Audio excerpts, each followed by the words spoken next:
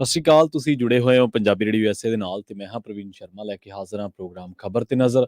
ਖਬਰ ਤੇ ਨਜ਼ਰ ਪ੍ਰੋਗਰਾਮ ਦੇ ਵਿੱਚ ਅੱਗੇ ਵਧਣ ਤੋਂ ਪਹਿਲਾਂ ਧੰਨਵਾਦ ਕਰਦੇ ਚੱਲੀਏ ਸਪਾਂਸਰ ਦਾ ਜਿਹੜੇ ਜ਼ਰੀਆ ਬਣਦੇ ਨੇ ਇਹਨਾਂ ਪ੍ਰੋਗਰਾਮਾਂ ਨੂੰ ਤੁਹਾਡੇ ਤੱਕ ਪਹੁੰਚਾਉਣ ਦੇ ਲਈ ਖਾਲਸਾ ਇੰਸ਼ੋਰੈਂਸ ਏਜੰਸੀ ਵਾਲੇ, ਜਿਨ੍ਹਾਂ ਤੋਂ ਤੁਸੀਂ ਹਰ ਤਰੀਕੇ ਦੀ ਇੰਸ਼ੋਰੈਂਸ ਲੈ ਸਕਦੇ ਹੋ। ਇੰਸ਼ੋਰੈਂਸ ਬਾਰੇ ਪਤਾ ਕਰਨ ਦੇ ਲਈ ਉਹਨਾਂ ਦਾ ਨੰਬਰ ਹੈ 408 272 2500। ਕਵਰਡ ਕੈਲੀਫੋਰਨੀਆ, ਓਬਾਮਾ ਕੇਅਰ ਬਾਬਤ ਤੇ ਮੈਡੀਕੇਅਰ ਬਾਬਤ ਅਮਰੀਕਾ ਭਰ ਦੇ ਵਿੱਚ ਸੇਵਾਵਾਂ ਦਿੰਦੇ ਨੇ। ਇਹਨਾਂ ਪਾਲਿਸੀਜ਼ ਦੇ ਬਾਬਤ ਹੋਰ ਜਾਣਕਾਰੀਆਂ ਦੇ ਲਈ ਅੱਜ ਹੀ ਡਾਇਲ ਕਰੋ 408 272 2500। ਟਰਕੀਅਨ ਇਮੀਗ੍ਰੇਸ਼ਨ ਲਾ ਫਰਮ ਵਾਲੇ ਜੇ ਟਰਕੀਅਨ ਅਟਾਰਨੀ ਟਰਕੀਅਨਾਂ ਦੇ ਨਾਲ ਤੁਸੀਂ US ਇਮੀਗ੍ਰੇਸ਼ਨ ਬਾਬਤ ਤੁਹਾਡਾ ਕੋਈ ਸਵਾਲ ਹੈ, ਕੋਈ ਸਲਾਹ ਕਰਨੀ ਹੈ ਤੇ ਇਹਨਾਂ ਦੇ ਨਾਲ 415 909 0503 ਤੇ ਗੱਲ ਕੀਤੀ ਜਾ ਸਕਦੀ ਹੈ। GK Dhanota Yuba City, Baljinder Singh ਨਿਜਰੂਡਲੈਂਡ, ਪਰਮਜੀਤ ਕੌਰ ਰੰਗੀ ਵੈਕਾਵਿਲ, ਹਰਨੇਕ ਸਿੰਘ ਪਾਵਲ ਇੰਡੀਅਨ ਕੰਜ਼ੀਰੈਂਟਨ, ਸਰਬਜੀਤ ਸਿੰਘ ਸ਼ੋਕ ਕਟਾਰਲਕ, ਜੀਐਨ ਲੂ ਵਾਲੇ ਟਰੱਕ ਵਾਸ਼ ਕਰਦੇ ਨੇ, ਆਇਲ ਚੇਂਜ ਕਰਦੇ ਨੇ, ਏਅਰ ਬ੍ਰੇਕਾਂ ਦਾ ਕੰਮ ਤਸੱਲੀ ਬਖਸ਼ ਕਰਦੇ ਨੇ। ਨਵੇਂ ਪੁਰਾਣੇ ਟਾਇਰ ਵੀ ਇਹਨਾਂ ਤੋਂ ਲੈ ਸਕਦੇ ਹੋ। ਲੋਕੇਸ਼ਨ ਹੈ ਸੈਂਟਾ ਨੇਲਾ ਦੀ। ਨਿਮਸ ਹੋਤਾ ਦੇ ਨਾਲ ਗੱਲ ਕੀਤੀ ਜਾ ਸਕਦੀ ਹੈ 209 277 0113 ਤੇ। ਜੱਸੀ ਗਿੱਲ ਬੇਕਰਸਫੀਲਡ ਤੋਂ, ਬੂਟਾ ਸਿੰਘ ਰਾਣੀਪੁਰ ਫਰੈਜ਼ਨੋ ਤੋਂ, ਇਹਨਾਂ ਸਾਰੇ ਹੀ ਸਪਾਂਸਰ ਦਾ ਬਹੁਤ ਬਹੁਤ ਧੰਨਵਾਦ। ਤੇ ਪ੍ਰੋਗਰਾਮ ਦੇ ਵਿੱਚ ਅੱਗੇ ਵਧਣ ਤੋਂ ਪਹਿਲਾਂ ਦੱਸਦੇ ਚੱਲੀਏ ਕਿ ਅੱਜ ਸਾਲ 2023 ਦੀ 19 ਫਰਵਰੀ ਹੈ ਤੇ ਦਿਨ ਐਤਵਾਰ ਹੈ। ਪੰਜਾਬੀ ਰੇਡੀਓ USA ਨੂੰ ਇਸ ਵੇਲੇ ਤੁਸੀਂ AM FM ਸਟੇਸ਼ਨਸ ਦੇ ਨਾਲ ਨਾਲ ਰੇਡੀਓ ਸੈੱਟ ਤੇ, ਨੈਟ ਤੇ, ਮੋਬਾਈਲ ਐਪ ਤੇ, social media platforms Facebook, YouTube ਤੇ ਸੁਣ ਰਹੇ ਹੋ, ਦੇਖ ਰਹੇ ਹੋ। ਸਾਰੇ ਹੀ ਦਰਸ਼ਕਾਂ ਦਾ ਪ੍ਰੋਗਰਾਮ ਦੇ ਸਵਾਗਤ ਹੈ। ਖਬਰਾਂ ਦੀ ਸ਼ੁਰੂਆਤ ਕੌਮਾਂਤਰੀ ਖਬਰਾਂ ਤੋਂ ਰੁਕ ਕਰਾਂਗੇ ਨਿਊਜ਼ੀਲੈਂਡ ਦਾ। ਨਿਊਜ਼ੀਲੈਂਡ ਦੇ ਵਿੱਚ ਸਮੁੰਦਰੀ ਤੂਫਾਨ ਗੈਬਰੀਅਲ ਦੇ ਕਰਕੇ ਮਰਨ ਵਾਲਿਆਂ ਦੀ ਗਿਣਤੀ 11 ਤੱਕ ਪਹੁੰਚ ਗਈ ਹੈ। ਇਸੇ ਦੌਰਾਨ ਹਜ਼ਾਰਾਂ ਲੋਕ ਲਾਪਤਾ ਨੇ। ਜ਼ਿਕਰਯੋਗ ਹੈ ਕਿ ਹਫ਼ਤਾ ਪਹਿਲਾਂ 12 ਫਰਵਰੀ ਨੂੰ ਨਿਊਜ਼ੀਲੈਂਡ ਦੇ ਉੱਤਰੀ ਟਾਪੂ ਤੇ ਤੂਫਾਨ ਆਇਆ ਸੀ, ਜਿਸ ਕਰਕੇ ਵੱਡੀ ਤਬਾਹੀ ਹੋਈ ਸੀ। ਪ੍ਰਧਾਨ ਮੰਤਰੀ ਕ੍ਰਿਸ ਹਿਮਕਿੰਜ਼ ਨੇ ਇਸ ਸਮੁੰਦਰੀ ਤੂਫਾਨ ਨੂੰ ਪਿਛਲੇ 100 ਸਾਲਾਂ ਦੇ ਵਿੱਚ ਨਿਊਜ਼ੀਲੈਂਡ ਦੇ ਵਿੱਚ ਆਈ ਸਭ ਤੋਂ ਵੱਡੀ ਕੁਦਰਤੀ ਆਫਤ ਦੱਸਿਆ। ਇੱਥੇ ਜ਼ਿਕਰ ਕਰਦੇ ਚੱਲੀਏ ਕਿ ਕੁਝ ਦਿਨ ਪਹਿਲਾਂ ਹੀ ਤੁਰਕੀ ਦੇ ਵਿੱਚ ਤੇ ਸੀਰੀਆ ਦੇ ਕੁਝ ਇਲਾਕਿਆਂ ਦੇ ਵਿੱਚ ਆਏ ਭੂਚਾਲ ਨੇ ਭਾਰੀ ਤਬਾਹੀ ਮਚਾਈ ਹੈ। ਅਮਰੀਕਾ ਦੀ ਗੱਲ ਕਰਾਂਗੇ। ਅਲਬਾਮਾ ਦੀ ਸਰਹੱਦ ਦੇ ਨਾਲ ਲੱਗਦੇ ਜਾਰਜੀਆ ਸ਼ਹਿਰ ਦੇ ਗੈਸ ਸਟੇਸ਼ਨ ਤੇ ਹੋਈ ਗੋਲੀਬਾਰੀ ਕਰਕੇ 9 ਜਣੇ ਜ਼ਖਮੀ ਹੋ ਗਏ ਨੇ। ਇਹਨਾਂ ਦੇ ਵਿੱਚੋਂ ਵਧੇਰੇ ਜ਼ਖਮੀ ਨਾਬਾਲਗ ਦੱਸੇ ਗਏ ਨੇ। ਇਹਨਾਂ ਦੇ ਵਿੱਚ ਇੱਕ 5 ਵਰ੍ਹਿਆਂ ਦਾ ਬੱਚਾ ਵੀ ਸ਼ਾਮਲ ਹੈ। ਕੋਲੰਬਸ ਪੁਲਿਸ ਨੇ ਜਾਣਕਾਰੀ ਦਿੱਤੀ ਹੈ। ਪਤਾ ਲੱਗਿਆ ਕਿ ਇਹ ਘਟਨਾ ਰਾਤ ਨੂੰ ਵਾਪਰੀ ਸੀ। ਜ਼ਖਮੀਆਂ ਦੇ ਵਿੱਚੋਂ ਕਈਆਂ ਦੀ ਹਾਲਤ ਗੰਭੀਰ ਦੱਸੀ ਗਈ ਹੈ। ਰੁਖ ਕਰਦੇ ਹਾਂ ਪੰਜਾਬ ਦੀਆਂ ਖਬਰਾਂ ਦਾ ਤੇ ਸ਼ੁਰੂਆਤ ਕਰਾਂਗੇ ਸਾਬਕਾ ਮੁੱਖ ਮੰਤਰੀ ਚਰਨਜੀਤ ਸਿੰਘ ਚੰਨੀ ਤੋਂ। ਦਸਤਾਰ ਤੇ ਟੋਪੀ ਰੱਖਣ ਦੇ ਮਾਮਲੇ ਦੇ ਵਿੱਚ ਸਾਬਕਾ ਮੁੱਖ ਮੰਤਰੀ ਚਰਨਜੀਤ ਸਿੰਘ ਚੰਨੀ ਨੇ ਸ੍ਰੀ ਅਕਾਲ ਤਖ਼ਤ ਸਾਹਿਬ ਦੇ ਜਥੇਦਾਰ ਨੂੰ ਪੱਤਰ ਭੇਜ ਕੇ ਗਲਤੀ ਦੀ ਖਿਮਾ ਯਾਚਨਾ ਕੀਤੀ ਹੈ। ਇਸ ਸਬੰਧ ਦੇ ਵਿੱਚ ਇੱਕ ਪੱਤਰ ਸੋਸ਼ਲ ਮੀਡੀਆ ਤੇ ਵਾਇਰਲ ਵੀ ਹੋਇਆ। ਸੋਸ਼ਲ ਮੀਡੀਆ ਤੇ ਵਾਇਰਲ ਪੱਤਰ ਉੱਪਰ ਚਰਨਜੀਤ ਸਿੰਘ ਚੰਨੀ ਦੇ ਦਸਤਖਤ ਨੇ ਅਤੇ ਇਹ ਪੱਤਰ ਅਕਾਲ ਤਖ਼ਤ ਦੇ ਜਥੇਦਾਰ ਨੂੰ ਲਿਖਿਆ ਗਿਆ। ਇਸ ਪੱਤਰ ਦੇ ਵਿੱਚ ਲਿਖਿਆ ਗਿਆ ਹੈ ਕਿ ਪਿਛਲੇ ਦਿਨੀ ਚੰਨੀ ਹਿਮਾਚਲ ਪ੍ਰਦੇਸ਼ ਦੇ ਮੁੱਖ ਮੰਤਰੀ ਨੂੰ ਸ਼ੁਭ ਕਾਮਨਾਵਾਂ ਦੇਣ ਦੇ ਲਈ ਸ਼ਿਮਲਾ ਗਏ ਸਨ। ਉੱਥੇ ਉਹਨਾਂ ਨੂੰ ਸਨਮਾਨ ਵਜੋਂ ਇੱਕ ਸ਼ਾਲ ਅਤੇ ਹਿਮਾਚਲ ਦੀ ਰਵਾਇਤੀ ਟੋਪੀ ਭੇਂਟ ਕੀਤੀ ਗਈ। ਉਹਨਾਂ ਨੇ ਗਲਤੀ ਦੇ ਨਾਲ ਇਹ ਟੋਪੀ ਆਪਣੀ ਪੱਗ ਉੱਤੇ, ਆਪਣੀ ਦਸਤਾਰ ਉੱਤੇ ਰੱਖ ਲਈ ਸੀ। ਆਪਣੀ ਇਸ ਗਲਤੀ ਨੂੰ ਸਵੀਕਾਰ ਕਰਦਿਆਂ ਉਹਨਾਂ ਕਿਹਾ ਕਿ ਨਿਮਾਣੇ ਸਿੱਖ ਵਜੋਂ ਹੋਈ ਇਸ ਗਲਤੀ ਦੇ ਲਈ ਉਹ ਸਮੂਹ ਸਿੱਖ ਸੰਗਤ ਤੋਂ ਮਾਫੀ ਮੰਗਦੇ ਨੇ। ਇਸ ਭੁੱਲ ਨੂੰ ਬਖਸ਼ਾਉਣ ਵਾਸਤੇ ਉਹ ਆਪਣੇ ਗ੍ਰਹਿ ਵਿਖੇ ਗੁਰੂ ਗ੍ਰੰਥ ਸਾਹਿਬ ਜੀ ਦੇ ਸਹਿਜ ਪਾਠ ਅਤੇ ਗੁਰਬਾਣੀ ਦਾ ਕੀਰਤਨ ਵੀ ਕਰਵਾਉਣਗੇ। ਉਧਰ ਦੂਜੇ ਪਾਸੇ ਸ੍ਰੀ ਅਕਾਲ ਤਖ਼ਤ ਦੇ ਸਕੱਤਰੇਤ ਨੇ ਇਸ ਤਰ੍ਹਾਂ ਦਾ ਕੋਈ ਵੀ ਪੱਤਰ ਮਿਲਣ ਤੋਂ ਇਨਕਾਰ ਕੀਤਾ। ਸ੍ਰੀ ਅਕਾਲ ਤਖ਼ਤ ਦੇ ਜਥੇਦਾਰ ਦੇ ਨਿੱਜੀ ਸਕੱਤਰ ਜਸਪਾਲ ਸਿੰਘ ਨੇ ਦੱਸਿਆ ਕਿ ਇਸ ਸੰਬੰਧ ਦੇ ਵਿੱਚ ਹੁਣ ਤੱਕ ਕੋਈ ਵੀ ਮਾਫੀ ਪੱਤਰ ਨਹੀਂ ਮਿਲਿਆ। ਉਹਨਾਂ ਕਿਹਾ ਕਿ ਨਾ ਹੀ ਕਿਸੇ ਨੇ ਦਸਤੀ ਰੂਪ ਦੇ ਵਿੱਚ ਤੇ ਨਾ ਹੀ ਕੋਈ ਈਮੇਲ ਜਾਂ ਫੈਕਸ ਰਾਹੀਂ ਅਜਿਹਾ ਮਾਫੀ ਪੱਤਰ ਭੇਜਿਆ ਗਿਆ। ਪਰ ਇੰਨਾ ਜ਼ਰੂਰ ਹੈ ਕਿ ਚੰਨੀ ਦੇ ਇਸ ਮਾਫੀ ਪੱਤਰ ਦੀ ਚਰਚਾ ਸੋਸ਼ਲ ਮੀਡੀਆ ਤੇ ਹੋ ਜ਼ਰੂਰ ਰਹੀ ਹੈ। ਪੰਜਾਬ ਦੇ 5 ਵਾਰ ਦੇ ਮੁੱਖ ਮੰਤਰੀ ਪ੍ਰਕਾਸ਼ ਸਿੰਘ ਬਾਦਲ ਨੇ ਬੰਦੀ ਸਿੰਘਾਂ ਦੀ ਰਿਹਾਈ ਦੇ ਲਈ ਸ਼੍ਰੋਮਣੀ ਗੁਰਦੁਆਰਾ ਪ੍ਰਬੰਧਕ ਕਮੇਟੀ ਵੱਲੋਂ ਵਿੱਢੇ ਸੰਘਰਸ਼ ਦੀ ਹਮਾਇਤ ਕਰਦਿਆਂ ਦਸਤਖਤ ਮੁਹਿੰਮ ਦੇ ਵਿੱਚ ਹਿੱਸਾ ਲਿਆ। ਉਹਨਾਂ ਮੁਹਿੰਮ ਦੇ ਦੂਜੇ ਪੜਾਅ ਦੀ ਸ਼ੁਰੂਆਤ ਮੌਕੇ ਪਿੰਡ ਬਾਦਲ ਵਿਖੇ ਸ਼੍ਰੋਮਣੀ ਕਮੇਟੀ ਦੇ ਫਾਰਮ ਤੇ ਦਸਤਖਤ ਕਰਕੇ ਕੇਂਦਰ ਅਤੇ ਸੂਬੇ ਦੀਆਂ ਸਰਕਾਰਾਂ ਨੂੰ ਬੰਦੀ ਸਿੰਘਾਂ ਦੀ ਰਿਹਾਈ ਦੀ ਅਪੀਲ ਕੀਤੀ ਹੈ। ਜਿਵੇਂ ਇਹ ਫੋਟੋ, ਉਹਨਾਂ ਦੀ ਤਸਵੀਰ ਸੋਸ਼ਲ ਮੀਡੀਆ ਤੇ ਵਾਇਰਲ ਹੋਈ ਤਾਂ ਲੋਕਾਂ ਨੇ ਉਹਨਾਂ ਦੇ ਕਾਰਜਕਾਲ 70 ਦੇ ਦਹਾਕੇ ਤੋਂ ਚੱਕ ਕੇ ਤੇ 2017 ਤੀਕਰ ਜੋ ਉਹਨਾਂ ਦੇ ਕਾਰਜਕਾਲ ਦੇ ਵਿੱਚ ਪੰਥ ਦਾ ਨੁਕਸਾਨ ਹੋਇਆ, ਜੋ ਘਟਨਾਵਾਂ ਵਾਪਰੀਆਂ, ਉਹਨਾਂ ਘਟਨਾਵਾਂ ਦੇ ਵਿੱਚ ਬਾਦਲ ਸਣੇ ਬਾਦਲ ਪਰਿਵਾਰ ਨੂੰ ਕਟਹਿਰੇ ਦੇ ਵਿੱਚ ਖੜਾ ਕੀਤਾ। ਲੋਕਾਂ ਦਾ ਕਹਿਣਾ ਹੈ ਕਿ ਨਕੋਦਰ ਗੋਲੀ ਕਾਂਡ ਤੋਂ ਲੈ ਕੇ SYL ਦੀ ਖੁਦਾਈ ਦੇ ਲਈ ਜ਼ਮੀਨ ਐਕਵਾਇਰ ਕਰਨ ਦੇ 1 ਕਰੋੜ ਰੁਪਏ ਗੱਲ ਤੋਂ ਲੈ ਕੇ ਉਸ ਤੋਂ ਬਾਅਦ ਜਾਲੀ ਪੁਲਿਸ ਮੁਕਾਬਲੇ ਜਿਹੜੇ ਨੌਜਵਾਨੀ ਦਾ ਸ਼ਿਕਾਰ ਕੀਤਾ ਗਿਆ ਸੀ, ਉਸ ਮਾਮਲੇ ਦੇ ਵਿੱਚ ਬਾਦਲ ਸਾਹਿਬ ਨੇ ਕੀ ਕੀਤਾ 97 ਦੇ ਵਿੱਚ ਬਾਦਲ ਇਹਨਾਂ ਗੱਲਾਂ ਨੂੰ ਲੈ ਕੇ ਪੰਥ ਦੇ ਫਿਕਰ ਨੂੰ ਜ਼ਾਹਰ ਕਰਦਿਆਂ ਸੱਤਾ ਦੇ ਵਿੱਚ ਆਏ ਸਨ। ਪਰ ਉਸ ਤੋਂ ਬਾਅਦ ਸਾਰੀਆਂ ਹੱਦਾਂ ਲੰਘਦਿਆਂ ਇਨ੍ਹਾਂ ਹੀ ਗੋਲੀਕਾਂਡਾਂ ਦੇ ਵਿੱਚ ਸ਼ਾਮਲ ਜਾਂ ਜ਼ਿੰਮੇਵਾਰ ਲੋਕਾਂ ਨੂੰ ਫਿਰ ਟਿਕਟਾਂ ਵੀ ਦਿੱਤੀਆਂ ਗਈਆਂ। ਲੋਕਾਂ ਨੇ ਪੁੱਛਿਆ ਕਿ ਦਰਬਾਰਾ ਸਿੰਘ ਗੁਰੂ ਤੋਂ ਲੈ ਕੇ ਇਜ਼ਹਾਰ ਆਲਮ ਸਮੇਤ ਸੈਣੀ ਨੂੰ ਕਿਵੇਂ ਉੱਚੇ ਅਹੁਦੇ ਨਿਵਾਜੇ ਗਏ, ਤੇ ਲਗਾਤਾਰ ਇੱਕ ਵਾਰੀ ਪੁੱਤਰ ਕੇਂਦਰੀ ਕੈਬਨਿਟ ਦੇ ਵਿੱਚ ਸੀ, ਇੱਕ ਵਾਰੀ ਬਾਦਲ ਸਾਹਿਬ ਖੁਦ ਕੇਂਦਰੀ ਕੈਬਨਿਟ ਦੇ ਵਿੱਚ ਸੀ, ਇੱਕ ਵਾਰੀ ਨੂੰਹ ਕੇਂਦਰੀ ਕੈਬਨਿਟ ਦੇ ਵਿੱਚ ਰਹੀ, ਤੇ ਇਸੇ ਦਰਮਿਆਨ ਇਹ ਪਰਿਵਾਰ ਪੰਜਾਬ ਦੇ ਵਿੱਚ ਵੀ ਸੱਤਾ ਦੇ ਵਿੱਚ ਸੀ। ਤੇ ਉਦੋਂ ਕਿਉਂ ਨਾ ਇਹਨਾਂ ਬੰਦੀ ਸਿੰਘਾਂ ਦੀ ਤੁਹਾਨੂੰ ਯਾਦ ਆਈ। ਸੋ ਉਦੋਂ ਜਦੋਂ ਵੀ ਬੰਦੀ ਸਿੰਘਾਂ ਦੀ ਰਿਹਾਈ ਦੇ ਲਈ ਕੋਈ ਸੰਘਰਸ਼ ਚੱਲਦਾ ਸੀ ਤਾਂ ਉਹਨੂੰ ਕੁਚਲ ਦਿੱਤਾ ਜਾਂਦਾ ਸੀ, ਤੇ ਇਹ ਕਹਿ ਕੇ ਉਸ ਸੰਘਰਸ਼ ਤੋਂ ਮੂੰਹ ਫੇਰ ਲਿਆ ਜਾਂਦਾ ਸੀਗਾ ਕਿ ਜੇਕਰ ਇਹਨਾਂ ਬੰਦੀ ਸਿੰਘਾਂ ਦੀ ਰਿਹਾਈ ਦੀ ਗੱਲ ਤੁਰੂਗੀ ਤਾਂ ਪੰਜਾਬ ਦਾ ਮਾਹੌਲ ਖਰਾਬ ਹੋਊਗਾ। ਇਹ ਗੱਲਾਂ ਖੁਦ ਅਕਾਲੀ ਦਲ ਦੇ ਸਰਪ੍ਰਸਤ ਤੇ ਅਕਾਲੀ ਦਲ ਦੇ ਵਰਕਰ ਕਰਦੇ ਰਹੇ ਕਿ ਜੇਕਰ ਇਹ ਬੰਦੀ ਸਿੰਘ ਬਾਹਰ ਆਉਣਗੇ ਤਾਂ ਪੰਜਾਬ ਦਾ ਮਾਹੌਲ ਖਰਾਬ ਹੋਊਗਾ।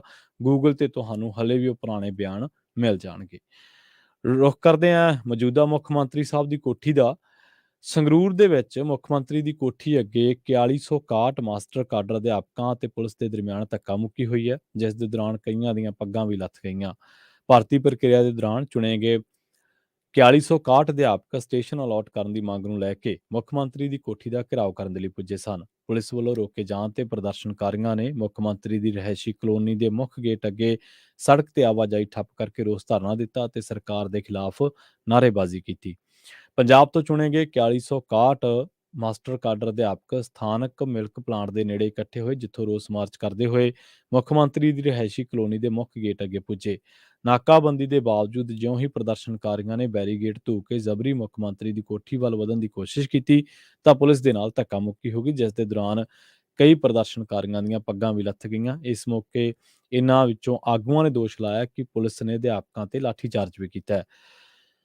ਇਹਨਾਂ ਦੱਸਿਆ ਕਿ ਕਈਆਂ ਅਧਿਆਪਕਾਂ ਦੀਆਂ ਦਸਤਾਰਾਂ ਲੱਥੀਆਂ ਤੇ ਕਈਆਂ ਦੇ ਸੱਟਾਂ ਵੀ ਲੱਗੀਆਂ। ਮੁੱਖ ਮੰਤਰੀ ਭਗਵੰਤ ਮਾਨ ਵੱਲੋਂ ਬੀਤੀ 5 ਜਨਵਰੀ ਨੂੰ ਲੁਧਿਆਣਾ ਦੇ ਵਿੱਚ 4161 4161 ਅਧਿਆਪਕਾਂ ਦੀ ਨਿਯੁਕਤੀ ਪੱਤਰ ਵੰਡੇ ਗਏ ਸਨ। ਇਹਨਾਂ ਪਰ 1.5 ਮਹੀਨੇ ਬਾਅਦ ਵੀ ਅਜੇ ਤੱਕ ਸਟੇਸ਼ਨ ਅਲਾਟ ਨਹੀਂ ਕੀਤੇ ਗਏ ਅਤੇ ਲਗਾਤਾਰ ਟਾਲ ਮਟੋਲ ਕੀਤੀ ਜਾ ਰਹੀ ਹੈ। ਰੁੱਖ ਕਰਦੇ ਹਾਂ ਰਾਮਾ ਮੰਡੀ ਦਾ। ਨੇੜਲੇ ਪਿੰਡ ਚੱਕ ਹੀਰਾ ਸਿੰਘ ਵਿੱਚ ਇੱਕ ਕਿਸਾਨ ਨੇ ਆਪਣੇ ਖੇਤ ਦੇ ਵਿੱਚ ਬਣੇ ਕੋਠੇ ਦੇ ਵਿੱਚ ਫਾਹਾ ਲੈ ਕੇ ਖੁਦਕੁਸ਼ੀ ਕਰ ਲਈ ਹੈ। ਮ੍ਰਿਤਕ ਦੀ ਪਛਾਣ ਸੁਖਪਾਲ ਸਿੰਘ ਪਾਲਾ ਉਮਰ 50 ਸਾਲ ਵਜੋਂ ਹੋਈ ਹੈ। ਪਿੰਡ ਵਾਸੀਆਂ ਨੇ ਦੱਸਿਆ ਕਿ ਸੁਖਪਾਲ ਸਿੰਘ ਦੇ ਸਿਰ ਸਰਕਾਰੀ ਅਤੇ ਗੈਰ ਸਰਕਾਰੀ ਕਰਜ਼ਾ ਸੀ, ਜਿਸ ਕਰਕੇ ਉਹ ਪਰੇਸ਼ਾਨ ਰਹਿੰਦਾ ਸੀ। ਇਸ ਪਰੇਸ਼ਾਨੀ ਕਰਕੇ ਉਸਨੇ ਅੱਜ ਆਪਣੀ ਜਾਨ ਦੇ ਦਿੱਤੀ। ਪੁਲਿਸ ਨੇ ਮ੍ਰਿਤਕ ਦੀ ਪਤਨੀ ਚਰਨਜੀਤ ਕੌਰ ਦੇ ਬਿਆਨਾਂ ਤੇ 174 ਦੀ ਕਾਰਵਾਈ ਕਰਕੇ ਲਾਸ਼ ਵਾਰਸਾਂ ਦੇ ਹਵਾਲੇ ਕਰ ਦਿੱਤੀ ਹੈ। ਭਾਰਤੀ ਕਿਸਾਨ ਯੂਨੀਅਨ ਲੱਖੋਵਾਲ ਟਕੈਤ ਦੇ ਸੂਬਾ ਜਨਰਲ ਸਕੱਤਰ ਸਰੂਪ ਸਿੰਘ ਨੇ ਇਸ ਪੀੜਤ ਪਰਿਵਾਰ ਦਾ ਕਰਜ਼ਾ ਮਾਫ ਕਰਨ ਦੇ ਨਾਲ-ਨਾਲ 10 ਲੱਖ ਰੁਪਏ ਦੀ ਵਿੱਤੀ ਸਹਾਇਤਾ ਤੋਂ ਇਲਾਵਾ ਪਰਿਵਾਰ ਦੇ ਇੱਕ ਮੈਂਬਰ ਨੂੰ ਸਰਕਾਰੀ ਨੌਕਰੀ ਦੇਣ ਦੀ ਮੰਗ ਵੀ ਕੀਤੀ ਹੈ। ਰੁਕ ਕਰਾਂਗੇ ਸ੍ਰੀ ਅੰਮ੍ਰਿਤਸਰ ਸਾਹਿਬ ਦਾ, ਜਿੱਥੇ ਜ਼ਿਲ੍ਹਾ ਦਿਹਾਤੀ ਪੁਲਿਸ ਨੇ ਇੱਕ ਨੌਜਵਾਨ ਨੂੰ ਅਗਵਾ ਅਤੇ ਕੁੱਟਮਾਰ ਕਰਨ ਦੇ ਮਾਮਲੇ ਦੇ ਵਿੱਚ ਵਾਰਸ ਪੰਜਾਬ ਦੇ ਜਥੇਬੰਦੀ ਦੇ ਮੁਖੀ ਅੰਮ੍ਰਿਤਪਾਲ ਸਿੰਘ ਦੇ ਸਮਰਥਕ ਨੂੰ ਗ੍ਰਿਫਤਾਰ ਕੀਤਾ ਹੈ, ਜਿਸ ਦੀ ਪਛਾਣ ਗੁਰਦਾਸਪੁਰ ਦੇ ਪਿੰਡ ਤਿਬੜੀ ਦੇ ਲਵਪ੍ਰੀਤ ਸਿੰਘ ਉਰਫ ਤੂਫਾਨ ਵਜੋਂ ਹੋਈ ਹੈ। ਇਸ ਸਬੰਧ ਦੇ ਵਿੱਚ ਫੜੇ ਗਏ ਦੂਜੇ ਵਿਅਕਤੀ ਨੂੰ ਪੁੱਛ ਪੜਤਾਲ ਤੋਂ ਬਾਅਦ ਛੱਡ ਦਿੱਤਾ ਗਿਆ। ਦੂਜੇ ਪਾਸੇ ਲਵਪ੍ਰੀਤ ਦੇ ਪਰਿਵਾਰਕ ਮੈਂਬਰਾਂ ਨੇ ਪੁਲਿਸ ਤੇ ਉਸ ਨੂੰ ਝੂਠੇ ਕੇਸ ਦੇ ਵਿੱਚ ਫਸਾਉਣ ਦਾ ਦੋਸ਼ ਲਾਉਂਦਿਆਂ ਘਟਨਾ ਦੀ ਨਿਰਪੱਖ ਜਾਂਚ ਦੀ ਮੰਗ ਕੀਤੀ ਹੈ। ਅੰਮ੍ਰਿਤਸਰ ਜ਼ਿਲ੍ਹਾ ਦਿਹਾਤੀ ਪੁਲਿਸ ਦੇ ਐਸਐਸਪੀ ਸਤਿੰਦਰ ਸਿੰਘ ਨੇ ਦੱਸਿਆ ਕਿ ਪੁਲਿਸ ਨੇ ਲਵਪ੍ਰੀਤ ਸਿੰਘ ਉਰਫ ਤੂਫਾਨ ਨੂੰ ਗ੍ਰਿਫਤਾਰ ਕਰ ਲਿਆ, ਜਦਕਿ ਦੂਜੇ ਵਿਅਕਤੀ ਸੰਧੂ ਦੇ ਖਿਲਾਫ ਕੋਈ ਠੋਸ ਸਬੂਤ ਨਾ ਹੋਣ ਕਰਕੇ ਉਸ ਨੂੰ ਛੱਡ ਦਿੱਤਾ ਗਿਆ। ਉਹਨਾਂ ਕਿਹਾ ਕਿ ਕਾਨੂੰਨ ਦੇ ਮੁਤਾਬਕ ਕਾਰਵਾਈ ਕਰ ਰਹੇ ਹਾਂ। ਇਸ ਮਾਮਲੇ ਦੇ ਵਿੱਚ ਜੋ ਵੀ ਦੋਸ਼ੀ ਪਾਇਆ ਜਾਵੇਗਾ ਉਸ ਦੇ ਖਿਲਾਫ ਕਾਰਵਾਈ ਕੀਤੀ ਜਾਵੇਗੀ। ਇੱਥੇ ਦੱਸਦੇ ਚੱਲੀਏ ਕਿ ਰੋਪੜ ਜ਼ਿਲ੍ਹੇ ਦੇ ਚਮਕੌਰ ਸਾਹਿਬ ਦੇ ਵਸਨੀਕ ਵਰਿੰਦਰ ਸਿੰਘ ਦੀ ਸ਼ਿਕਾਇਤ ਤੇ ਪੁਲਿਸ ਨੇ ਅੰਮ੍ਰਿਤਪਾਲ ਸਿੰਘ, ਬਿਕਰਮਜੀਤ ਸਿੰਘ, ਪਪਲਪ੍ਰੀਤ ਸਿੰਘ, ਗੁਰਪ੍ਰੀਤ ਸਿੰਘ ਅਤੇ 20 ਅਣਪਛਾਤੇ ਵਿਅਕਤੀਆਂ ਦੇ ਖਿਲਾਫ ਕੇਸ ਦਰਜ ਕੀਤਾ ਹੈ।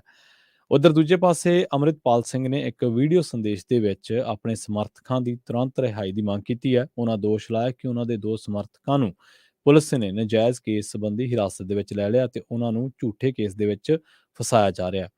ਉਹਨਾਂ ਇਸ ਸੰਬੰਧੀ ਇਸ ਕਾਰਵਾਈ ਦੇ ਖਿਲਾਫ ਸਰਕਾਰ ਨੂੰ ਚੇਤਾਵਨੀ ਦਿੱਤੀ ਹੈ। ਉਹਨਾਂ ਨੇ ਆਪਣੇ ਪਿੰਡ ਜੱਲੂਪੁਰ ਖੇੜਾ ਦੇ ਵਿੱਚ ਸਮਰਥਕਾਂ ਨੂੰ ਇਕੱਠੇ ਹੋਣ ਦਾ ਸੱਦਾ ਵੀ ਦਿੱਤਾ ਹੈ। ਬਠਿੰਡਾ ਦਿਹਾਤੀ ਤੋਂ ਆਮ ਆਦਮੀ ਪਾਰਟੀ ਦੇ ਵਿਧਾਇਕ ਅਮਿਤ ਰਤਨ ਦੇ ਕਰੀਬੀ ਰੇਸ਼ਮ ਗਰਗ ਤੋਂ ਵਿਜੀਲੈਂਸ ਵੱਲੋਂ ਰੰਗੇ ਹੱਥੀਂ ਫੜੇ ਜਾਣ ਤੋਂ ਬਾਅਦ ਪੰਜਾਬ ਦੀ ਸਿਆਸਤ ਗਰਮਾ ਗਈ ਹੈ। ਪਤਾ ਲੱਗਾ ਕਿ ਵਿਜੀਲੈਂਸ ਰੇਂਜ ਬਠਿੰਡਾ ਨੂੰ ਪ੍ਰਾਪਤ ਹੋਈਆਂ ਕਾਲ ਰਿਕਾਰਡਿੰਗਾਂ ਵਿਧਾਇਕ ਤੇ ਭਾਰੂ ਪੈ ਸਕਦੀਆਂ ਨੇ। ਪਿੰਡ ਘੁੱਦਾ ਦੇ ਪ੍ਰਿਤਪਾਲ ਕੁਮਾਰ ਵੱਲੋਂ ਦਰਜ ਕਰਵਾਏ ਗਏ ਕੇਸ ਦੇ ਵਿੱਚ ਅਮਿਤ ਰਤਨ ਦਾ ਨਾਮ ਵੀ ਉੱਭਰ ਕੇ ਸਾਹਮਣੇ ਆਇਆ। ਇਸੇ ਦੌਰਾਨ ਪੰਜਾਬ ਸਰਕਾਰ ਦੇ ਫੇਸਬੁੱਕ ਦੇ ਸਰਕਾਰੀ ਪੇਜ ਤੇ ਰੇਸ਼ਮ ਗਰਗ ਨੂੰ ਪ੍ਰਾਈਵੇਟ ਵਿਅਕਤੀ ਦੱਸਿਆ ਗਿਆ। ਸਿਆਸੀ ਹਲਕਿਆਂ ਦੇ ਵਿੱਚ ਇਹ ਚਰਚੇ ਛਿੜ ਚੁੱਕੇ ਨੇ ਕਿ ਕੀ ਵਿਜੀਲੈਂਸ ਬਿਊਰੋ ਹੁਣ ਆਮ ਆਦਮੀ ਪਾਰਟੀ ਦੇ ਵਿਧਾਇਕ ਨੂੰ ਵੀ ਨਿਸ਼ਾਨੇ ਤੇ ਲਵੇਗੀ ਜਾਂ ਪੜਤਾਲ ਦੇ ਵਿੱਚ ਸ਼ਾਮਲ ਕਰੇਗੀ। ਆਪ ਵਿਧਾਇਕ ਅਮਿਤ ਰਤਨ ਆਖ ਚੁੱਕੇ ਨੇ ਕਿ ਉਹਨਾਂ ਦਾ ਰੇਸ਼ਮ ਗਰਗ ਦੇ ਨਾਲ ਕੋਈ ਸਬੰਧ ਨਹੀਂ ਹੈ। ਇਹ ਵੀ ਉਂਗਲ ਉੱਠ ਰਹੀ ਹੈ ਕਿ ਸਮਾਣਾ ਦਾ ਬਸ਼ਿੰਦਾ ਰੇਸ਼ਮ ਗਰਗ ਬਠਿੰਡਾ ਦਿਹਾਤੀ ਹਲਕੇ ਦੇ ਵਿੱਚ ਕਿਉਂ ਵਿਚਰ ਰਿਹਾ। ਪੇਂਡੂ ਵਿਕਾਸ ਅਤੇ ਪੰਚਾਇਤ ਮਹਿਕਮੇ ਨੇ ਵੀ ਬਲਾਕ ਵਿਕਾਸ ਅਤੇ ਪੰਚਾਇਤ ਅਫਸਰ ਸੰਗਤ ਬਾਰੇ ਪੜਤਾਲ ਕੀਤੀ ਹੈ ਤੇ ਵਿਜੀਲੈਂਸ ਨੇ ਜ਼ੁਬਾਨੀ ਤੌਰ ਤੇ ਬੀਡੀਪੀਓ ਨੂੰ ਕਲੀਨ ਚਿੱਟ ਦੇ ਦਿੱਤੀ ਹੈ। ਮਹਿਕਮੇ ਨੇ ਇਹ ਜਾਣਨ ਤੋਂ ਬਾਅਦ ਕਿ ਬੀਡੀਪੀਓ ਦਾ ਇਸ ਮਾਮਲੇ ਦੇ ਵਿੱਚ ਕੋਈ ਕਸੂਰ ਨਹੀਂ, ਸੰਭਾਵੀ ਕਾਰਵਾਈ ਨੂੰ ਟਾਲ ਦਿੱਤਾ ਗਿਆ।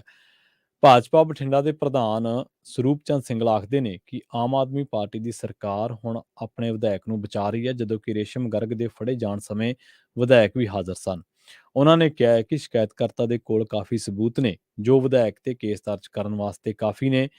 ਪ੍ਰਿਤਪਾਲ ਕੁਮਾਰ ਨੇ ਵੀ ਐਫਆਈਆਰ ਦੇ ਵਿੱਚ ਵਾਰ-ਵਾਰ ਵਿਧਾਇਕ ਦਾ ਜ਼ਿਕਰ ਕੀਤਾ ਹੈ। ਸੂਤਰ ਦੱਸਦੇ ਨੇ ਕਿ ਵਿਜੀਲੈਂਸ ਹੁਣ ਕਸੂਤੀ ਫਸੀ ਮਹਿਸੂਸ ਕਰ ਰਹੀ ਹੈ। ਸਿਆਸੀ ਹਲਕੇ ਆਖਦੇ ਨੇ ਕਿ ਜੇਕਰ ਵਿਜੀਲੈਂਸ ਨੇ ਚੁੱਪ ਵੱਟ ਲਈ ਤਾਂ ਇਸ ਵਿਜੀਲੈਂਸ ਅਫਸਰਾਂ ਦੇ ਅਕਸ ਨੂੰ ਵੀ ਸੱਟ ਵੱਜੇਗੀ। ਉਧਰ ਦੂਜੇ ਪਾਸੇ ਵਿਰੋਧੀ ਧਿਰ ਦੇ ਨੇਤਾ ਪ੍ਰਤਾਪ ਸਿੰਘ ਬਾਜਵਾ ਨੇ ਵੀ ਕਿਹਾ ਹੈ ਕਿ ਜੇਕਰ ਭਗਵੰਤ ਮਾਨ ਰਿਸ਼ਵਤ ਮਾਮਲੇ ਦੇ ਵਿੱਚ ਵਿਧਾਇਕ ਅਮਿਤ ਰਤਨ ਦੀ ਗ੍ਰਿਫਤਾਰੀ ਯਕੀਨੀ ਨਹੀਂ ਬਣਾਉਣਗੇ ਤਾਂ ਵਿਰੋਧੀ ਧਿਰ ਉਹਨਾਂ ਨੂੰ ਸਲਾਖਾਂ ਪਿੱਛੇ ਡੱਕਣ ਦੇ ਵਿੱਚ ਕੋਈ ਕਸਰ ਬਾਕੀ ਨਹੀਂ ਛੱਡੇਗੀ। ਉਹਨਾਂ ਨੇ ਕਿਹਾ ਕਿ ਅਮਿਤ ਰਤਨ ਦੇ ਮੁੱਦੇ ਤੇ ਮੁੱਖ ਮੰਤਰੀ ਵੱਲੋਂ ਕੋਈ ਬਿਆਨ ਨਾ ਦੇਣਾ ਮੰਦਭਾਗਾ ਹੈ। ਬਾਜਵਾ ਨੇ ਕਿਹਾ ਕਿ 11 ਮਹੀਨੇ ਦੇ ਕਾਰਜਕਾਲ ਦੇ ਵਿੱਚ ਹੀ ਵਿਜੇ ਸਿੰਗਲਾ, ਸਰਾਰੀ ਤੇ ਹੁਣ ਅਮਿਤ ਰਤਨ ਦੇ ਵਿਰੁੱਧ ਭ੍ਰਿਸ਼ਟਾਚਾਰੀ ਦੇ ਦੋਸ਼ ਪੰਜਾਬ ਦੇ ਲੋਕਾਂ ਦੇ ਨਾਲ ਕੀਤੇ ਜਾ ਰਹੇ ਧੋਖੇ ਨੂੰ ਦਰਸਾਉਂਦੇ ਨੇ। ਰੁੱਖ ਕਰਾਂਗੇ ਸੰਗਰੂਰ ਦਾ ਸੰਘਣੀ ਧੁੰਦ ਕਰਕੇ ਜ਼ੀਰਕਪੁਰ ਬਠਿੰਡਾ ਨੈਸ਼ਨਲ ਹਾਈਵੇ ਤੇ ਪਿੰਡ ਕਲੌਦੀ ਦੇ ਨਜ਼ਦੀਕ ਸਵੇਰੇ ਪਿਕਅਪ ਵਾਹਨ ਦੀ ਬੱਸ ਦੇ ਨਾਲ ਟੱਕਰ ਹੋ ਗਈ ਤੇ ਇਸ ਕਰਕੇ 4 ਲੋਕਾਂ ਦੀ ਮੌਤ ਹੋ ਗਈ, ਜਦੋਂ ਕਿ 21 ਜਾਣੇ ਜ਼ਖਮੀ ਦੱਸੇ ਗਏ ਨੇ। ਇਹਨਾਂ ਦੇ ਵਿੱਚੋਂ 3 ਜਣਿਆਂ ਨੂੰ ਪਟਿਆਲਾ ਰੈਫਰ ਕੀਤਾ ਗਿਆ। ਪਤਾ ਲੱਗਿਆ ਕਿ ਜ਼ਿਲ੍ਹਾ ਮੋਗਾ ਦੇ ਪਿੰਡ ਢਿਲਵਾਂ ਵਾਲਾ ਤੋਂ ਇੱਕ ਪਰਿਵਾਰ ਪਿਕਅਪ ਦੇ ਵਿੱਚ ਸਵਾਰ ਹੋ ਕੇ ਕੁੱਲ 25 ਜਣਿਆਂ ਸਮੇਤ ਮਾਤਾ ਕਾਲੀ ਦੇਵੀ ਮੰਦਿਰ ਪਟਿਆਲਾ ਮੱਥਾ ਟੇਕਣ ਗਿਆ ਸੀ। ਸਵੇਰੇ ਸਾਰੇ ਜਾਣੇ ਪਿੰਡ ਨੂੰ ਪਰਤ ਰਹੇ ਸਨ। ਜਦੋਂ ਸੰਗਰੂਰ ਨੇੜੇ ਪੁੱਜੇ ਤਾਂ ਪਿਕਅਪ ਵਾਹਨ ਦੀ ਬੱਸ ਦੇ ਨਾਲ ਜ਼ੋਰਦਾਰ ਟੱਕਰ ਹੋ ਗਈ। ਪਿਕਅਪ ਦੇ ਵਿੱਚ ਸਵਾਰ 25 ਜਾਣੇ ਜ਼ਖਮੀ ਹੋ ਗਏ, ਜਦੋਂ ਕਿ 3 ਮਹੀਨੇ ਦੀ ਬੱਚੀ, 2 ਔਰਤਾਂ ਸਮੇਤ 4 ਦੀ ਮੌਤ ਹੋ ਗਈ। ਸੀਨੀਅਰ ਮੈਡੀਕਲ ਅਫਸਰ ਕਿਰਪਾਲ ਸਿੰਘ ਨੇ ਦੱਸਿਆ ਕਿ 3 ਜ਼ਖਮੀਆਂ ਨੂੰ ਪਟਿਆਲਾ ਰੈਫਰ ਕਰ ਦਿੱਤਾ ਗਿਆ, ਬਾਕੀਆਂ ਦਾ ਸਿਵਲ ਹਸਪਤਾਲ ਦੇ ਵਿੱਚ ਇਲਾਜ ਚੱਲ ਰਿਹਾ ਹੈ। ਇਸੇ ਤਰ੍ਹਾਂ ਦਾ ਸੜਕ ਹਾਦਸਾ ਲੁਧਿਆਣਾ ਦਿੱਲੀ ਹਾਈਵੇ ਤੇ ਖੰਨਾ ਦੇ ਨੇੜੇ ਵਾਪਰਿਆ। ਸੜਕ ਤੇ ਖੜੇ ਟਰੱਕ ਦੇ ਨਾਲ ਬੱਸ ਦੀ ਟੱਕਰ ਹੋ ਗਈ, ਜਿਸ ਕਰਕੇ 2 ਜਣਿਆਂ ਦੀ ਮੌਤ ਹੋ ਗਈ ਅਤੇ 20 ਜਣੇ ਜ਼ਖਮੀ ਦੱਸੇ ਗਏ ਨੇ। ਇਹ ਹਾਦਸਾ ਲੁਧਿਆਣਾ ਤੋਂ 20 ਕਿਲੋਮੀਟਰ ਦੂਰ ਵਾਪਰਿਆ। ਪੁਲਿਸ ਦੇ ਮੁਤਾਬਕ ਇਹ ਬੱਸ ਲੁਧਿਆਣਾ ਦੀ ਸਪਿਨਿੰਗ ਫੈਕਟਰੀ ਦੇ ਨਾਲ ਸੰਬੰਧਿਤ ਸੀ, ਜਿਸ ਦੇ ਵਿੱਚ 30 ਮੁਲਾਜ਼ਮ ਬੈਠੇ ਸਨ ਜੋ ਫੈਕਟਰੀ ਵੱਲ ਨੂੰ ਜਾ ਰਹੇ ਸਨ। ਧੁੰਦ ਹੋਣ ਕਰਕੇ ਬੱਸ ਦੇ ਡਰਾਈਵਰ ਨੂੰ ਸੜਕ ਤੇ ਖੜਾ ਟਰੱਕ ਦਿਖਾਈ ਨਾ ਦਿੱਤਾ ਤੇ ਹਾਦਸਾ ਵਾਪਰ ਗਿਆ। ਮ੍ਰਿਤਕਾਂ ਦੀ ਪਛਾਣ ਮਹਿਮਾ ਅਤੇ ਸੰਦੀਪ ਵਜੋਂ ਹੋਈ ਹੈ। ਜ਼ਖਮੀਆਂ ਨੂੰ ਖੰਨਾ ਦੇ ਹਸਪਤਾਲ ਦੇ ਵਿੱਚ ਦਾਖਲ ਕਰਵਾਇਆ ਗਿਆ। ਇਸ ਦੇ ਨਾਲ ਹੀ ਪ੍ਰੋਗਰਾਮ ਖਬਰ ਤੇ ਨਜ਼ਰ ਨੂੰ ਆਪਾਂ ਇੱਥੇ ਹੀ ਸਮਾਪਤ ਕਰਾਂਗੇ। ਮੈਨੂੰ ਪ੍ਰਵੀਨ ਸ਼ਰਮਾ ਨੂੰ ਇਸ ਦੀ ਇਜਾਜ਼ਤ। ਜੁੜੇ ਰਹੋ ਪੰਜਾਬੀ ਰੇਡੀਓ USA ਦੇ ਨਾਲ ਤੇ ਆਖਿਰ ਦੇ ਵਿੱਚ ਇੱਕ ਵਾਰ ਫਿਰ ਤੋਂ ਤੁਹਾਨੂੰ ਸਭ ਨੂੰ ਪਿਆਰ ਸਤਿਕਾਰ ਸਹਿਤ ਸਤਿ ਸ਼੍ਰੀ ਅਕਾਲ।